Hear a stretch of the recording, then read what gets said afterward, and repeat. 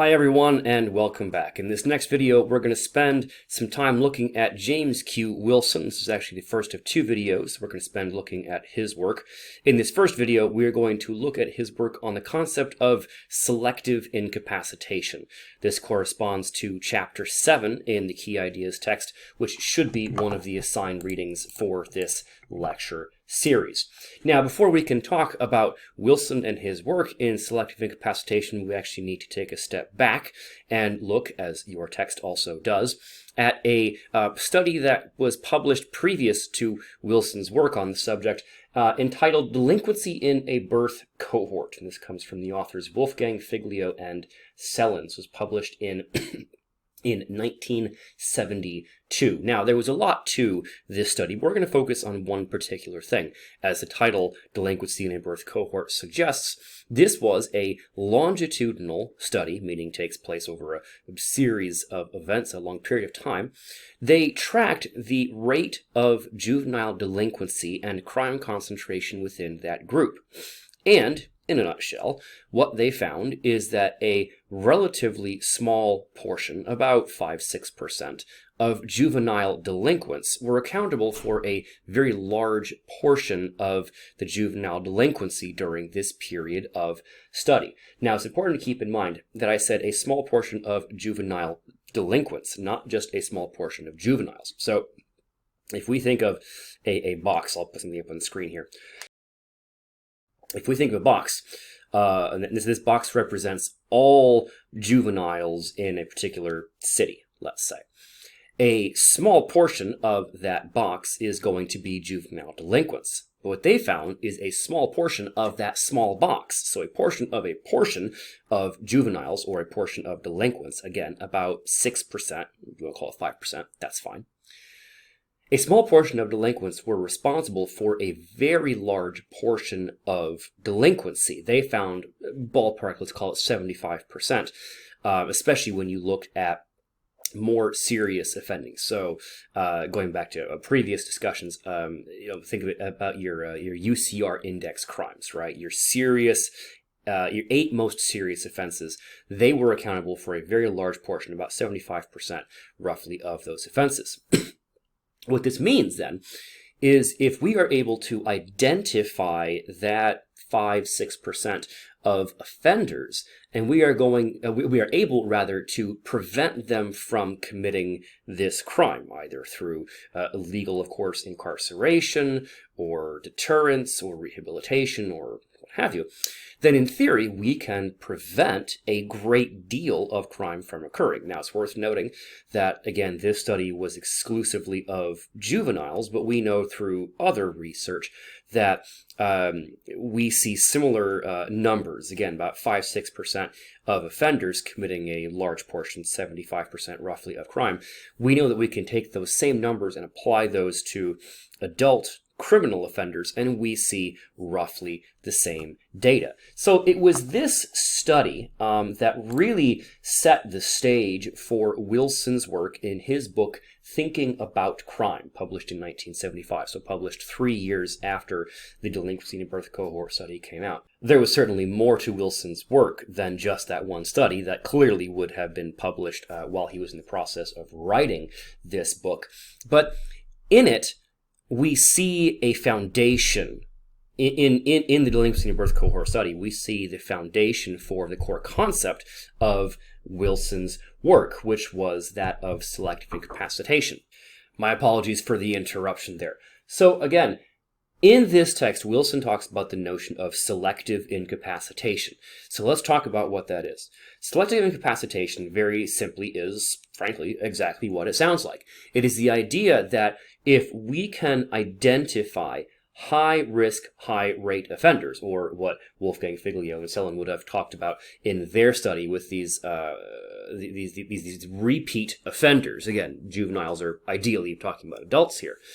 If we can identify them, and we can, in the case of Wilson's selective incapacitation, if we can incapacitate them, in this case his suggestion was via incarceration, again, fully legal and ethical incarceration, that we can theoretically reduce a great deal of crime. In fact, in his text, Wilson proposed that we could reduce crime by as much as 2/3, which again is more or less in line with the delinquency in birth cohort finding of 5-6% committing about 75% of the crime. Now, obviously, then the question goes, well, how do we go about doing this? How do we identify these high-risk offenders, and how do we deal with them? But let's take a step back first.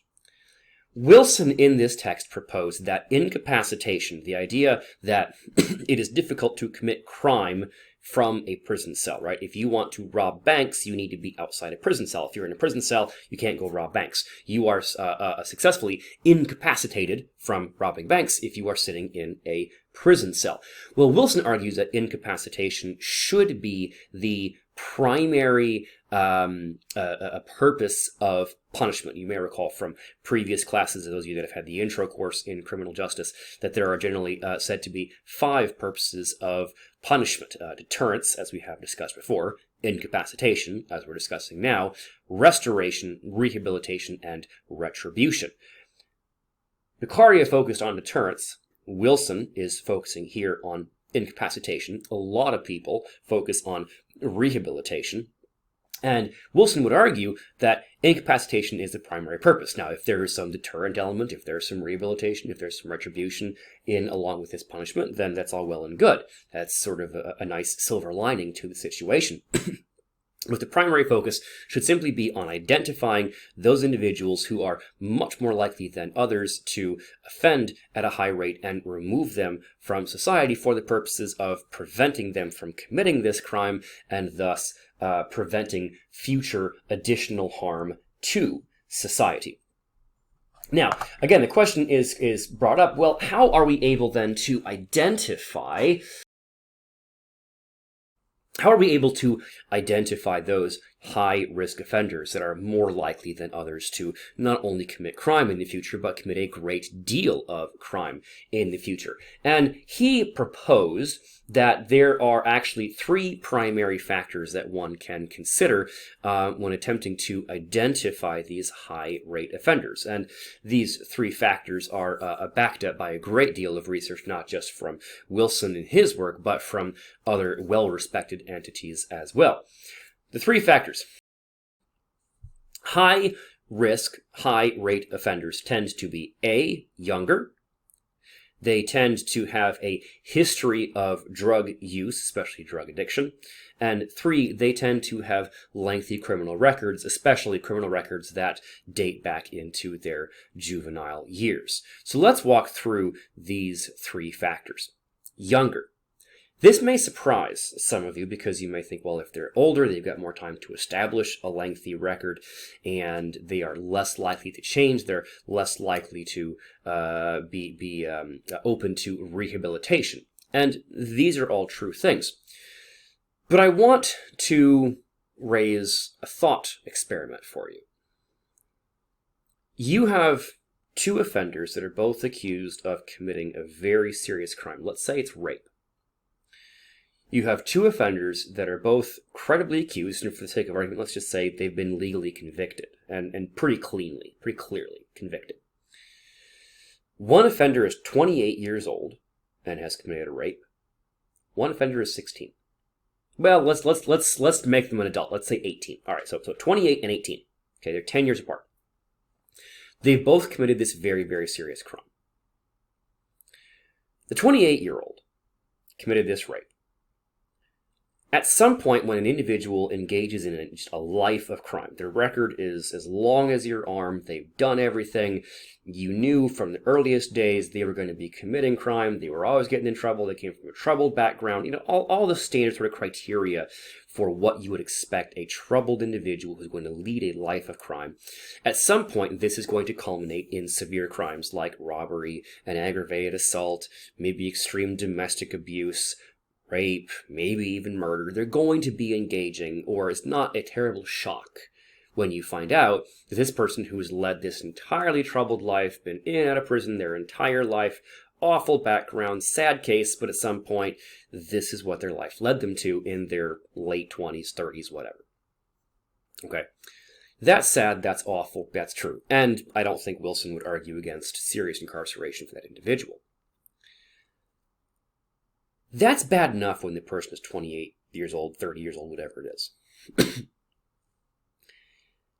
But what about when you see this same situation from someone that is 18? Or again, if you want to go back to what I said earlier, 16, 15, younger person. Even the most hardened criminals, or most of the most hardened criminals, I should say, are not committing serious aggravated assault. They're not committing rapes. They're not committing bank robberies. They're not committing murders at 16, 17, 18 years old. That sort of thing tends to happen when you're, at youngest in your early to mid 20s. That's something that's a little bit later on in one's criminal career. But what does that say about this person, this offender, when they are committing these very serious crimes at such a young age? How much worse must their background be? How much worse of an upbringing must the 18-year-old rapist had than the 28-year-old rapist, assuming it was their first offenses? How much worse off would the 18-year-old have had it in his home, in his school, in his environment? How many more psychiatric problems is he going to have? Or how much more abuse or trauma is there going to be in his past? Basically, how much more screwed up, if we can say that, is the 18-year-old rapist going to be than the 28-year-old rapist? Again, both are awful and atrocious actions. I think that should be apparent. But at 18, if they're already at this stage in their life, is there any reason to believe that's going to change moving forward absent legal intervention? And that's the argument that Wilson makes. And again, this is backed up with research, that when we see people that are very young, relatively speaking, engaging in this serious criminal behavior, they are even more likely than others to continue because their background is just so poor, so bad than so many others. Second item, history of drug use. Hopefully this goes without too much explanation.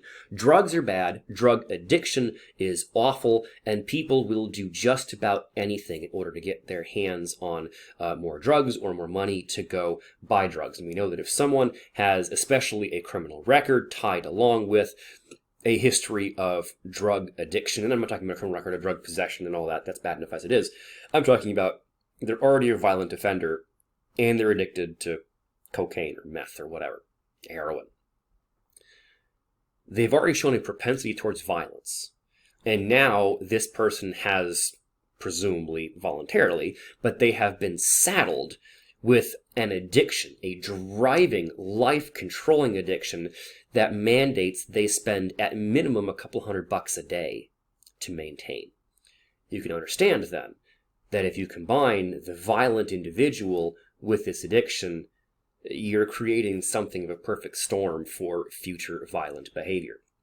And finally, juvenile criminal record or just a criminal record in general. Basically, the longer the record, the more serious it is. There's a very simple concept here that comes into play. The best predictor of future behavior is past behavior. The best predictor of what you are going to do today or tomorrow is what you did yesterday. Think about any routine you have in your life. If you went to school yesterday, you're probably going to go to school today. If you went and you ate breakfast this morning, you're probably going to eat breakfast tomorrow. If you had coffee this morning, you're going to have coffee tomorrow. If you worked out yesterday, you're going to work out tomorrow or today. And by the same token, if you didn't, you're probably not going to the next day. This is true for just about anything in our lives. Our lives consist of patterns. Of course, there are exceptions in all this, but by and large, did you commit crime yesterday? No, you're probably not going to commit crime today or tomorrow. However, if you have a patterned history of criminal behavior, then there's a really good reason to believe you're going to continue to engage in this behavior. Now, of course, people age out, people change, people grow, people find religion or morality and change their lives, yada, yada, yada. Yes to all of those things. But statistically, they are the exception to the rule. They are not the norm. And again, this is what Wilson proposed through his research, and this is what other research has borne out. So now that we have those three criteria to determine who is going to be a chronic offender and who is not, we then need to make sure that we understand, all right, we're not going to just take an individual who is at high risk for offending and just lock them up forever. That's not an effective use of our resources. And arguably, as Beccaria talked about, or he wrote about it as we discussed in previous video, that it would be excessive, abusive, unjustifiable, right? To just take someone and just, life for whatever it is and go lock them up. So Wilson proposed, and this was, please keep in mind, this was a philosophical proposal, not a literal one. But he proposed actually a mathematical formula to determine how long we should incarcerate an individual for these serious crimes and the effect that it will have. So again, this is shown in your text, but the the formula is I equals z times lambda cubed. I equals z lambda cubed. Now again, you should already know this from reading this in your text, but we note that I is what we call the incapacitation effect. Note, not just incapacitation effect. Z is the number of years, or the amount of time, simplest way to think of it is number of years, the amount of time for which an offender is going to be incarcerated or incapacitated. And lambda is the rate at which this individual offends. So we think of a really simple illustration here, where we're going to take one individual and we're going to lock them up for 1 year. Okay, so our Z is 1, all right? And we have two offenders. Offender A over here, again, going to lock him up for 1 year. They committed a burglary. All right, both offenders, both offender A and offender B have committed a burglary, and they're both going to get 1 year, okay? Through, guesstimation and our ability to foresee into the future, we know that offender A would have committed 1 burglary during that year that he was incarcerated. So we have I equals Z, Z equals 1, and lambda is 1 cubed. Therefore, we have an incapacitation effect I of 1. We've prevented 1 crime. Okay. However, our other offender, offender B over here, would have during that period of time committed 2 burglaries. So I equals Z, Z equals 1, so 1 times 2 cubed. 2 cubed is 8. So we actually have an incapacitation effect of 8. Now, again, I'm not trying to imply that Wilson was saying that he would have committed 2 burglaries and we prevented them, but we somehow prevented 8 burglaries. No, what he's trying to say is we need to have more of a focus on the rate at which an individual offends. We need to have more of a focus on identifying those high-risk offenders and focusing on them instead of just finding a bunch of small fish and then taking care of them.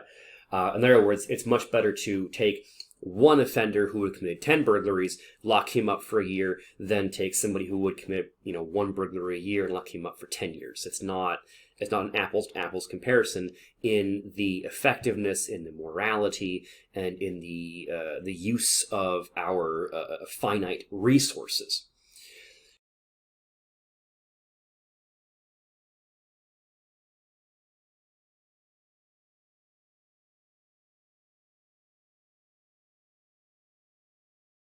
Now, again, it is difficult to calculate lambda. It's difficult to know what someone is going to do in the future. But again, we can look at their past behavior, especially, again, age, drug use, and criminal offending. And we can guesstimate what someone is going to do in the future based on their past behavior. But there's a wrench that is thrown into this, and this is where things can get a little complicated. I'm going to put up here on the screen a chart. And we note that, by and large, most crime is committed by people, and this is a ballpark, between the ages of, let's call it 18 and 32. So a 14, 15-year time span, somewhere in there, between 18 and 32. Even lifetime offenders, people that started committing crime when they were juveniles and continue to commit crime well into their middle-aged years, their peak age of offending typically is in those late teenage, 20s, into your early to mid-30s, that age range in there somewhere. We also note that if you look just statistically, if you look individually and say, this offender is going to commit most of his crime between 18 and 32, and we can look at this from a ballpark, from a macro level of most crime is committed by people between the ages of, again, roughly, late teens to early 30s. Well, this complicates things because, again, if I have two offenders and they both have similar records, they both have similar rates of drug use, so for the purposes of determining lambda, or at least looking at their past behavior, I should say, they should have roughly equal rates of predicted future offending. But if offender 1 is arrested at, let's say, age 22, and offender 2 is arrested at the age of 30, if we look at that chart, they're not going to be committing crime at the same rate, call it 10 years from now, right? The guy who is 22, going into his early 30s, is going to be at the peak of his offending years. But the guy who's 30, going 10 years to when he's 40, he's going to be aging out of crime simply due to the changes in life as you age. And again, this is not perfect prediction. But the point is, well, if we were to take both individuals with similar backgrounds and incarcerate each of them for, let's say, 10 years, are we preventing the same amount of crime? Most statistics argues we're not. Now, we don't know because we can't predict what hasn't happened and what won't happen, but I think you know what I'm saying. My point is not that these are all things that we have to mathematically take into account if we are going to apply this concept in, say, a courtroom environment. No judge is going to get down to a sentencing stage of a trial and pull out this equation and the offender's record and start filling in spreadsheets to calculate the sentence. That's not the way that this was designed to be implemented. This is more, again, of a philosophical approach than a mathematical one. But the point is, this is not as simple as just, he has a record, give him 10 years. Now, in the end, that's actually usually what happens. You start bringing in mandatory minimum sentences and fixed sentences and the like, and we tend to categorize and make very rigid decisions from a legislature that removes a lot of the autonomy from the individuals involved in a particular case. But this is a complex issue, and one that we need to be aware of, and one that, if we are going to, in any real, tangible way, attempt to implement Wilson's work in this context, we need to be aware of these nuances that, yes, to some degree, we are able to predict future behavior, and then hopefully, again, using incapacitation, hopefully prevent future crimes from being committed. But it's not as simple as all that. There are other factors that they need to be worked in. Now, when we look at selective incapacitation, it's a pretty neat and tidy process. It can be a little bit complicated, but there is a fair bit of logic to it. There is a fair bit of reason behind it, and there is even a fairly scientific and detached nature to this. Right? People often complain that judges in the modern justice system have too much leeway, that you can see sentences that are way too light or way too heavy. Of course, there are other cases where judges are operating under a mandatory sentencing scheme, and they think that sentences that they have to hand down is far too severe for the case. So there's both sides to this discussion. But if something like Wilson's proposal were to be proposed, then this would be one of those things that would hopefully remove some of the internal judgment-making on the part of the judge when it comes to sentencing. It could, in theory, remove some of the concerns about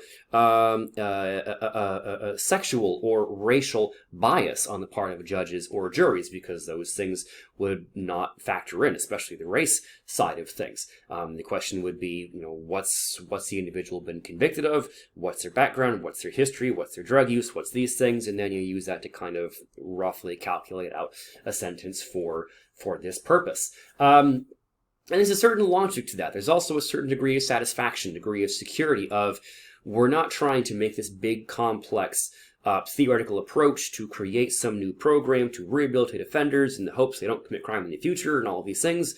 It's the acknowledgement that there are some people that just come hell or high water are going to commit crimes. It's going to be very difficult to deter them, probably almost impossible to rehabilitate them. And so it's acknowledgement of this fact. And we are then going to take the steps to identify these high-risk individuals and then remove them from society for such a period of time that, in theory, we are going to prevent a fair bit of criminal behavior.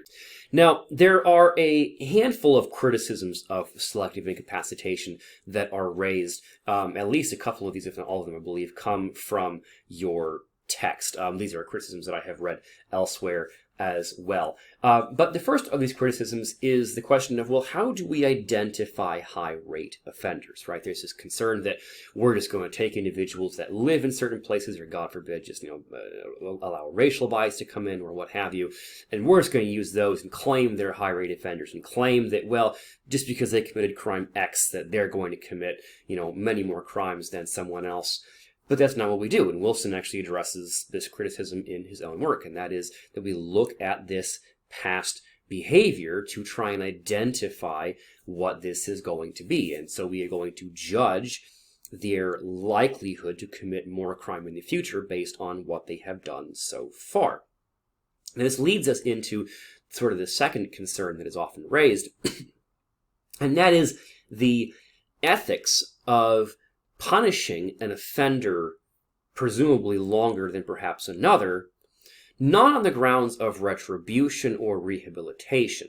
It's not on the grounds of, we're punishing you 10 years, or I should say, let me back up. This individual is going to be incarcerated for 10 years in comparison to someone else that's going to get 2 years for a similar crime, not as an increased punishment of 10 years versus 2 years because of the length of your record. The idea of we punish people more severely for repeat offenses because they're not learning their lesson, sort of thing. But that we are punishing them for a longer period of time. We are removing them from society. We are incapacitating them for a longer period of time to prevent future behavior.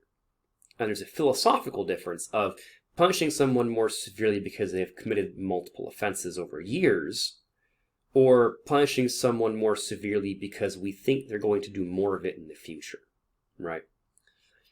And this is a concern that I guess makes sense. There's a fair bit of logic to sort of the concern about, punishing someone for thought crime, or if you've seen Minority Report, the idea of pre-crime, right, before someone does something. Except that we're not punishing someone for crimes they haven't committed. We're not punishing thought. There's an increase in incarceration, i.e. punishment, because their past behavior indicates that they're going to do this in the future, because their past behavior is that they have done this in the future. They have committed robberies, they have committed burglaries, they have committed assaults and rapes and whatever else it is that we are addressing here. So whether you want to look at it from a perspective of rehabilitation or retribution or incapacitation, the perspective does not change the fact that this person is going to receive a 10-year sentence or whatever the punishment happens to be. It's just a matter of philosophical perspective. And that's a discussion that one can have, but at some point when the facts on the ground don't change, it becomes philosophical hair-splitting, and at some point you have to just drive on. The third and final criticism of selective incapacitation that I want to address here is this thing called the replacement effect. And this is the last thing we're going to cover in this video. The replacement effect is the argument that it does not do any good to try and prevent crime by simply removing certain offenders from society. So the argument goes that if I'm a police officer and I arrest a drug dealer on a street corner, and I lock him up and he's turned over for prosecution and he is convicted and given 2 years in prison. Okay. It's not going to matter that I have removed that drug dealer from the street corner, because within a matter of hours, maybe even minutes from me arresting this drug dealer, there's going to be another drug dealer selling drugs on that same corner. In other words, I haven't actually disrupted the drug trade. I haven't actually made a difference. And I can, my partner can swoop in an hour later and arrest that guy, and somebody will be on the corner to replace him, and the cycle goes on and on and on. I'm not going to be able to arrest and prosecute my way out of this problem, is the line that is often used. But this doesn't hold up. I'll explain why. First off, there is this assumption that there is an unlimited supply of offenders. There isn't. There might be a lot of people wanting to sell drugs, but yes, if I arrest one, then I arrest another, then I arrest another, eventually the supply will run out, or at least the supply is cut. Second, there is the assumption that all crime can be done or carried out equally well by all people. This is not true. Selling drugs takes skill, takes experience, takes knowledge. You have to know where to get or manufacture the drugs.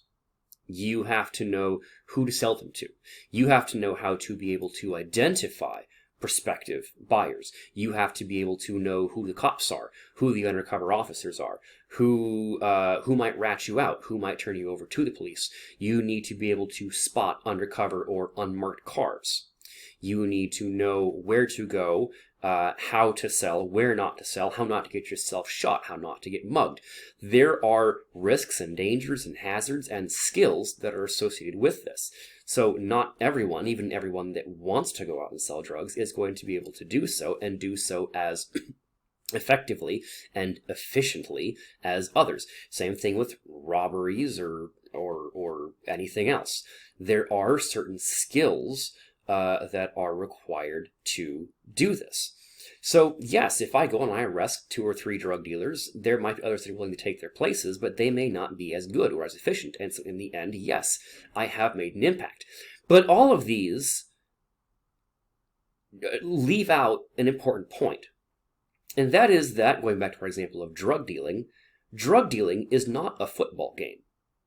And by that, I mean, if I have 3 drug dealers, drug dealer A on this corner, drug dealer B over here, and drug dealer C over here, I arrest drug dealer A, and so drug dealers B and C shift over. B goes to A's corner, C goes to B's corner, because those are more ideal spots. Okay, fine. But even if drug dealer A is on the street corner selling drugs on the ideal corner, drug dealers B and C are still selling drugs somewhere. It may not be in the ideal spot, they may not have the ideal clientele, but they're still selling drugs. They're not sitting at home waiting for a call that drug dealer A got arrested, therefore we need you to step up and start selling drugs on this corner. If you're looking at a football team, you have a starting quarterback, a second string quarterback, and maybe even a third string quarterback. When the game is going on, when the offense is on the field, presumably, the first string quarterback is on the field. The second string quarterback is only able to go in if the starting quarterback gets pulled or injured, right? Second string and third string are sitting on the bench. And third string only gets to go in if first and second get pulled, right? Well, that's not how it works in drug dealing.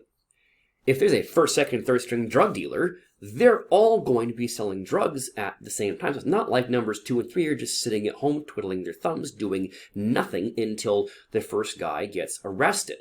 So actually, yeah, you are making a dent. You are making an impact. It may be a drop in the bucket, but what's the alternative? At some point, these individuals have to be dealt with in some capacity, and this is the at least the approach that is taken from this perspective.